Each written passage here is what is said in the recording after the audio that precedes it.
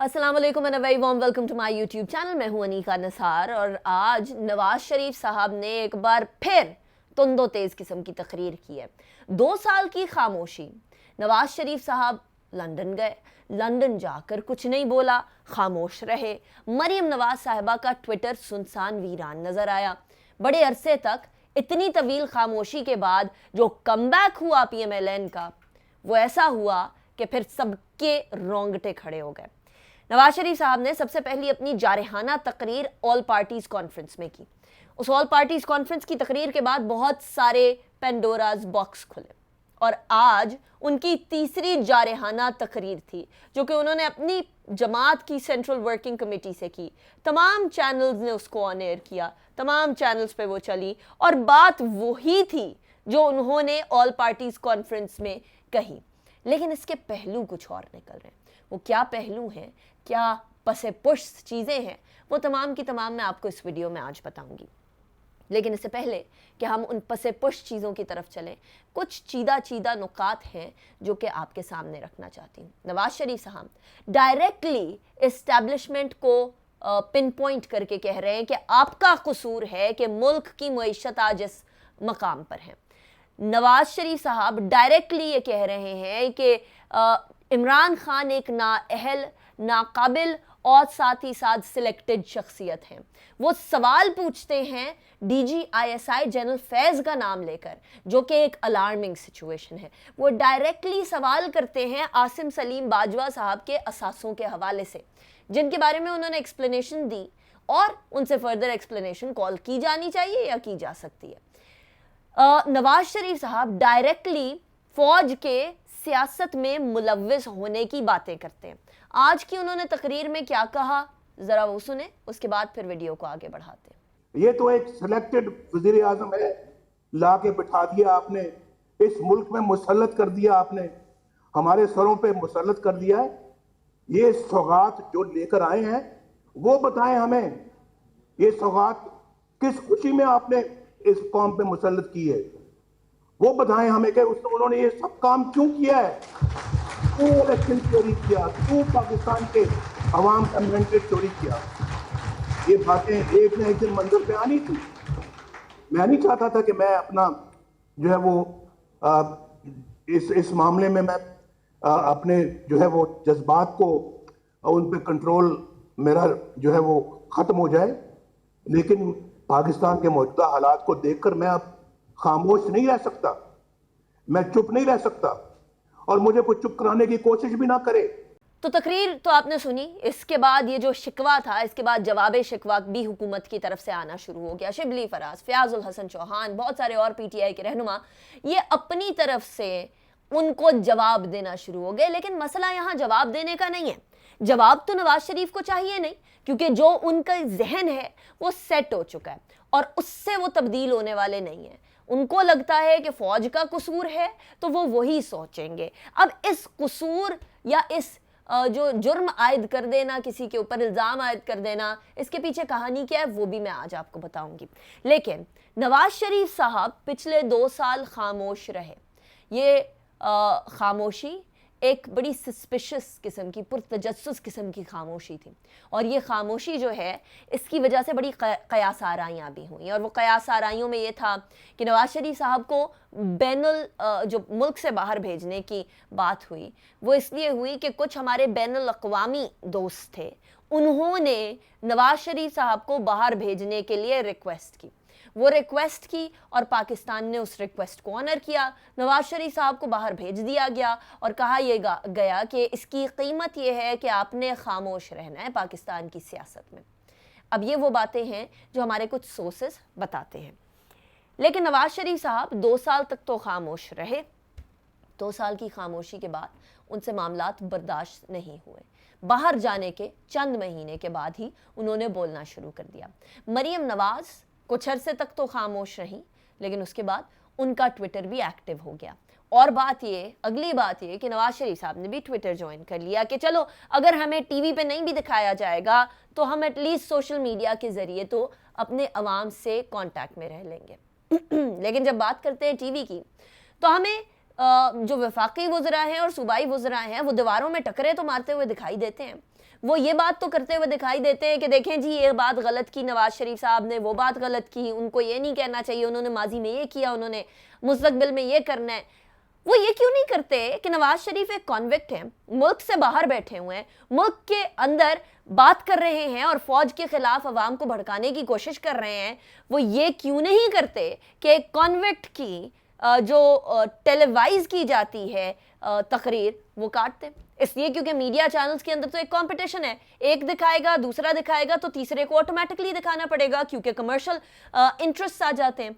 यहाँ तो हुकूमत के पास पैमरा है, एक रेगुलेटरी अथॉरिटी है, हुकूमत चाहे तो सारे के सारे टीवी चैनल्स को कह सकती है कि भाई आप एक कॉन्विक्ट की स्पीच नहीं चला सकते, आप जो हैं वो अगर चलाएंगे तो आपके खिलाफ एक एक्शन होगा और एक्शन के नतीजे के अंदर आपको कॉन्सिक्वेंसेस भुगतने पड़ेंगे। लेकिन पहली तकरीर होना थी, ज़राए ने यह बताया कि जी इमरान खान साहब ने अलाउ किया है कि नवाज शरीफ की तकरीर चलाने दें। इससे पहले शहबाज गिल एक बहुत ही ज़्यादा अपनी ज़बान पे कंट्रोल ना रखने वाले SAPM, वो ये कहते हैं कि जी अगर किसी टीवी चैनल ने नवाज शरीफ की तकरीर को ऑन एयर किया तो हम उसके खिलाफ पैमरा के ज़रिए कदम उठाएंगे। अच्छा, शहबाज गिल ये कहते हैं, उसके बाद ज़राए कहते हैं कि जी नहीं, इमरान खान साहब ने बोला है कि आप जो है वो जाने दें, ये तकरीर ऑन एयर होने दें, इसलिए क्योंकि तकरीर ऑन एयर होगी तो नवाज शरीफ अपने आप को खुद ही एक्सपोज कर देंगे। चलें, एक तकरीर हो गई, एक्सपोज हो गया, आपने कितनी दफ़ा एक्सपोज करवाना है, आपने कितनी दफ़ा जो है वो फ़ौज के ख़िलाफ़ बातें जो हो रही हैं टीवी के ऊपर, स्टेट के ख़िलाफ़ जो बातें हो रही हैं टीवी के ऊपर, वो आपने सामने लेकर आनी है। नवाज शरीफ साहब जो बात कर रहे हैं उसका मौका भी तो हुकूमत नहीं दिया इसलिए क्योंकि अगर पाकिस्तान तहरीक इंसाफ की हुकूमत के दौर में आटा और चीनी गायब ना हुए होते, अगर पाकिस्तान तहरीक इंसाफ के दौर में जो गंदम है वो एक्सपोर्ट होने की बात ना सामने आई होती और उसके बाद इंपोर्ट करने की बात सामने ना आई होती, अगर पाकिस्तान तहरीक इंसाफ के टाइम पर यूटिलिटी स्टोर्स के अंदर से गंदम, चीनी और घी गायब ना हो गया होता, अगर पाकिस्तान तहरीक इंसाफ की हुकूमत के टाइम पर जो पेट्रोलियम मसनूआत हैं उनकी किल्लत ना हो गई होती और फिर 26 तारीख को उनकी कीमत ना बढ़ा दी गई होती ऑल ऑफ अ सडन, रातों रात, अगर पाकिस्तान तहरीक इंसाफ के दौर के अंदर अद्वियात की कीमतों में इजाफा ना हुआ होता, तो क्या नवाज शरीफ साहब को ये मौका मिलता कि वो आज स्टेट के इंस्टीट्यूशंस के ऊपर उंगली उठा सकें? क्या इमरान खान साहब की हुकूमत ने ऑपोजिशन को इकट्ठा होने का एक मौका, एक चांस नहीं दिया? क्या इमरान खान साहब को एटलीस्ट अब ये जो मामलात हो रहे हैं इनको देखने की ज़रूरत नहीं है? आज जो है वो इमरान खान साहब एक इंटरव्यू भी दे रहे हैं, उस इंटरव्यू से पहले मैं ये वीडियो रिकॉर्ड कर रही हूँ, उस इंटरव्यू में सवालात के क्या जवाब देते हैं वो भी अभी देखना बाकी है। लेकिन मेरा एक सादा सा सवाल ये है कि इमरान खान साहब अपने तरीके से सोच रहे हैं कि जी नवाज शरीफ साहब अपने आप को एक्सपोज कर रहे हैं, क्या उन्होंने ये सोचा कि कॉन्स्टिट्यूशनली जुडिशरी और आर्म्ड फोर्सेस को सवाल या आर्म्ड फोर्सेस को मलाइन करना अलाउड नहीं है और वो ये अलाउ करने दे रहे हैं, वो ये टीवी के ऊपर भी होने दे रहे हैं? क्यों?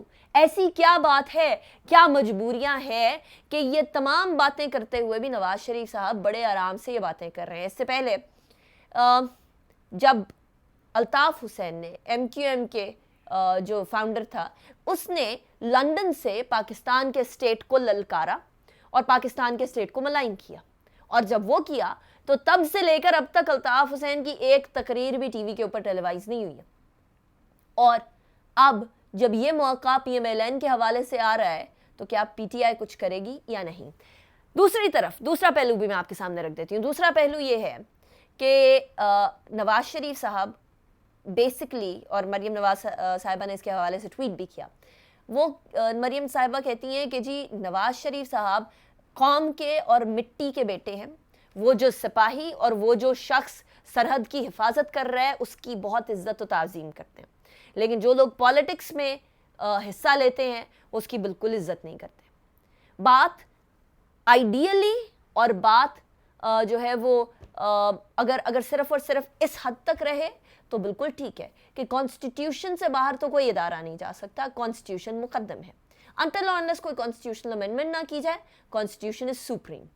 तो इसलिए पॉलिटिकल जो इंटरफेरेंस या फिर पॉलिटिकल کسی طریقے سے مداخلت کرنا وہ تو نہیں ہونی چاہیے. لیکن یہاں تو پاکستان تحریک انصاف کہہ رہی ہے کہ ہماری باری میں مداخلت نہیں ہوئی, یہ تو آپ لوگوں کی ساروں کی نااہلیوں کی وجہ سے ہم لوگوں کو ووٹ پڑے, اگر آپ لوگ نااہلی نہ کرتے تو ہمیں ووٹ بھی نہ پڑتے.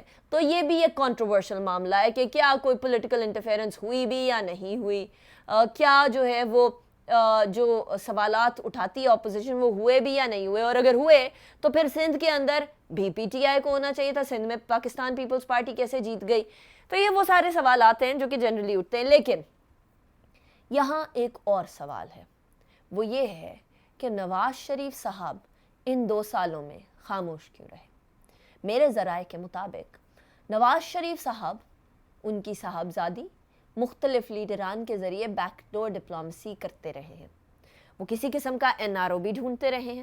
یہ بار بار جو عمران خان کہتے ہیں کہ ہم این آر او کسی کو نہیں دیں گے, وہ اسی لیے کہتے ہیں کیونکہ ان کو معلوم ہے کہ جو نواز شریف صاحب ہیں, اور صرف نواز شریف صاحب نہیں, پیپلز پارٹی کی لیڈرشپ بھی این آر او کی تلاش میں مارے پھرتے رہے ہیں.